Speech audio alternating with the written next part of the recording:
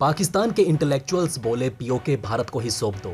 PM Modi ने बनाया कश्मीर को फिर से जन्नत। वहीं आजादी के दिन मातम मना रहा है पाकिस्तान। गुलाम कश्मीर से उठी आवाज, हमें करो जल्द आजाद। आइए दोस्तों जानते हैं इन सभी खबरों के बारे में विस्तार से। दोस्तों, पाकिस्तान के इंग्लिश अखबार डॉन में 11 अगस्त को एक ओपिनियन आर्टिकल पब्लिश हुआ जिसका टाइटल था द ओवरराइप एप्पल। इस ओपिनियन आर्टिकल में चीन ताइवान का जिक्र था। ताइवान के बहाने एफएस एजाजुद्दीन ने कश्मीर को लेकर ऐसा तीर चला जो कट्टरपंथी आतंकप्रस्त पाकिस्तानियों के सीने के पार हो गया। पाकिस्तान के आतंकप्रस्त सियासी नेताओं को लग रहा है कि एजाजुद्दीन ने सहरग कश्मीर को काट दिया। दोस्तों, आपको बता दें कि एफएस एजाजुद्दीन पाकिस्तान के प्रभावशाली शख्सियतों में शुमार है। पाकिस्तान की ब्यूरोक्रेसी की क्लासेस लेते रहते हैं। अपने को तुर्रम खां समझने वाले पाकिस्तानी तुर्रम खां भी एफएस एजाजुद्दीन के पास ज्ञान हासिल करने जाते हैं। चीन ताइवान के बीच उपजे तनाव पर उन्होंने लिखा कि 50 साल से ज्यादा हो चुके हैं, लेकिन इस समस्या का हल नहीं निकल सका है। ना चीन पीछे हटने को तैयार है और ना ही ताइवान। वो तो अपने आप को लगभग आजाद घोषित ही कर चुका है, लेकिन चीन के मुकाबले काफी छोटा है। रिसोर्सेज, पॉपुलेशन, रेवेन्यू सब कुछ चीन के सामने ना के बराबर है। फिर भी चीन के सामने ताइवान डटकर मुकाबला कर रहा है।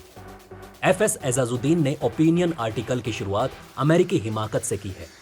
उन्होंने लिखा कि अमेरिका की ख्वाहिशें कुछ कुछ हिटलर जैसी हैं। वो पहले विश्व युद्ध के बाद से सपनों में ही जी रहा है। उसे लगता है कि अपनी सैन्य शक्ति के बल पर वो चीनी सागर हो या फिर प्रशांत महासागर पर अपना दबदबा बनाए रख सकता है। इसलिए अमेरिका ने चीन के दुश्मन ताइवान से सैन्य सुरक्षा समझौता किया है। लेकिन 21वीं शताब्दी में रूस और चीन अमेरिकी ख्वाहिशों को धूल चटा सकते हैं। FS Aijazuddin Ukraine, Vietnam, Afghanistan, Sweden और फिनलैंड का जिक्र करते हैं। जर्मनी, फ्रांस, इटली और रूस के ऊर्जा और आर्थिक मामलों का भी जिक्र करते हैं। वो तुर्की, लेबनान और आयरलैंड के अलावा यूनाइटेड नेशन का भी मुख्तलिफ तरीकों से जिक्र करते हैं। वो ये भी कहते हैं कि अमेरिका ने ताइवान के लिए चीन के खिलाफ दांव लगा दिया। पाकिस्तान में विस्फोट जैसा कुछ लिखने से पहले एफएस एजाजुद्दीन सवाल उठाते हैं कि अमेरिका ने वन चाइना पॉलिसी का विरोध नहीं किया। वो पूछते हैं आखिर इसका क्या मतलब है? क्या 24 मिलियन ताइवानी चीन के प्रति समर्पित होने वाले हैं या फिर 1 अरब 40 करोड़ चीनी पब्लिक ताइवान को अपना मूल राष्ट्र मानेगी? एफएस एजाजुद्दीन का विस्फोट स्टेटमेंट यहां से शुरू होता है कि 50 साल से ज्यादा हो चुके हैं, लेकिन दोनों ओर से चीन ही खुद को वास्तविक चीन मानता है। संयुक्त राष्ट्र के दखल के बावजूद अभी अब तक हल नहीं निकला है। ठीक उसी तरह जैसे कश्मीर पर 74 साल से कोई हल नहीं निकला। दोनों ओर के कश्मीर जनमत संग्रह के करीब नहीं पहुंचे हैं। एजाजुद्दीन कहते हैं कि हम पाकिस्तानी कश्मीर को लेकर सिर्फ दिखावा करते हैं। उनका कहने का मतलब है कि पाकिस्तान कश्मीर पर असलियत में सीरियस नहीं है। तो क्यों ना सैद्धांतिक तौर पर हम कश्मीर इशू के बारे में फिर से सोचें। यहाँ उनके कहने का मतलब है कि कश्मीर बंटवारे के समय भारत का हिस्सा है। कबायलियों की शक्लों में पाकिस्तानी फौजियों ने उसके एक हिस्से पर कब्जा कर लिया था। पीओके पर कब्जे को 74 साल हो चुके हैं, तो क्यों ना इस कब्जे वाले कश्मीर को इंडिया के हवाले कर रिश्ते हमेशा के लिए ठीक कर लिए जाएं। उन्होंने ठोस इशारों वाली भाषा में कहा, would it be profane for someone to question whether we should re-examine our principal stand on Kashmir. उन्होंने कहा कि इंडिया के प्रधानमंत्री नरेंद्र मोदी ने कश्मीर पर अपनी पकड़ बहुत मजबूत कर ली है। वो जहां है वहां से आगे तो बढ़ने के चांसेस हैं, लेकिन पीछे हटने के बिल्कुल नहीं। पाकिस्तानी सरकार इस्लामाबाद में बैठकर कश्मीर डे सेलिब्रेट करती है, लेकिन किसी को भारतीय कश्मीर की स्थिति के बारे में क्या कुछ मालूम है? क्या पाकिस्तानी सरकार के किसी मंत्री या ओहदेदार ने भारतीय कश्मीर की स्थिति का जायजा लिया है? मैंने कश्मीर का दौरा किया है। मैंने सोनमार्ग तक यात्रा की है। मुझे ये उम्मीद थी कि वहां के लोगों के मन में पाकिस्तान के लिए कोई गुंजाइश होगी, लेकिन मेरी ये धारणा गलत निकली। वहां के लोग पाकिस्तान को नहीं चाहते, ठीक वैसे ही जैसे ताइवान के लोग चीन के साथ शामिल होना नहीं चाहते। आखिर में वो तंज कसते हैं। एक बार मोत्सुए तुंग ने कहा था कि ताइवान पके हुए सेब की तरह चीन की गोद में गिर जाएगा। ये कश्मीर यानी कि पीओके कब तक लटका रहेगा? मतलब भारत की गोद में गिरना लाजमी है।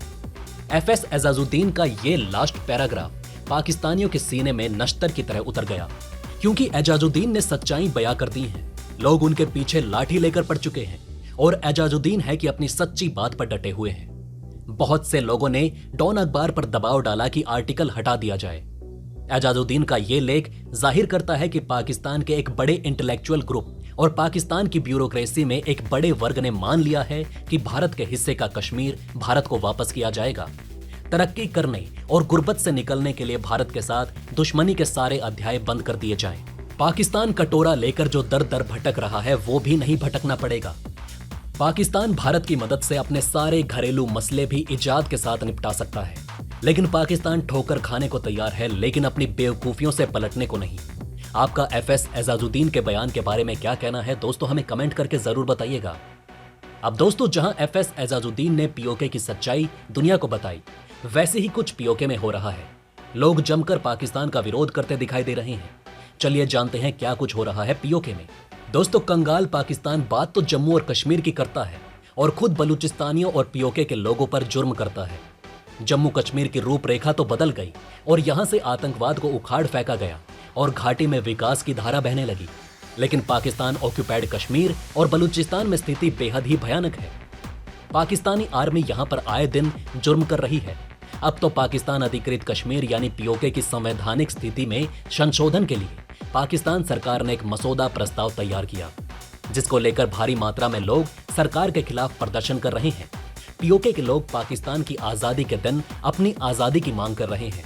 पीओके के जिले में 15वां संविधान संशोधन लाने की पाकिस्तान सरकार की योजना के खिलाफ बड़े पैमाने पर लोगों ने प्रदर्शन शुरू किए। ये संशोधन लोकल गवर्नमेंट की फाइनेंशियल और एडमिनिस्ट्रेटिव पावर को इस्लामाबाद के हाथों में कर देगा। सरकार के इस फैसले के खिलाफ इलाके के सभी 10 जिलों के नागरिकों में आक्रोश है। विरोध प्रदर्शन के चलते रावलकोट, बाग, पुंछ, मुजफ्फराबाद और नीलम घाटी में हालात खराब है। लोकल कार्यकर्ता साबिर चौधरी के मुताबिक संविधान के 15वें अमेंडमेंट को पेश करने से पाकिस्तान इस इलाके में नेचुरल रिसोर्सेज को काबू करने पर नजरें गड़ाए है। इससे इलाके में सब कुछ पाकिस्तानी सेना और देश के प्रॉपर्टी कारोबारियों के कंट्रोल में आ जाएगा। उन्होंने कहा कि पाकिस्तान अपना साम्राज्यवादी एजेंडे को छिपाने के लिए इस्लाम का इस्तेमाल कर रहा है। इसके बाद पाकिस्तान में 80 अरब रुपए की पीओके से संबंधित जमीन कश्मीर संपत्ति काउंसिल के अंदर लाई जाएगी और पीओके को इसकी बिक्री तक का अधिकार नहीं होगा। वहीं डेली सिख के लिए लिखते हुए हरजाप सिंह ने कहा कि 1 जुलाई से इलाके में महिलाएं और बच्चे सड़कों पर बैठकर आजादी के नारे लगा रहे हैं और सेना से बैरक में वापस करने की मांग कर रहे हैं। उन्होंने कहा कि इलाके में कर्फ्यू जैसे हालात हैं और कुछ जगहों पर इंटरनेट सेवा तक बंद है।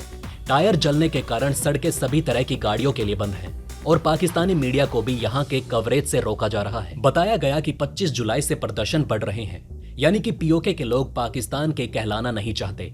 देखा जाए तो धीरे धीरे पीओके खुद ब खुद भारत की ओर खिंचा चला रहा है।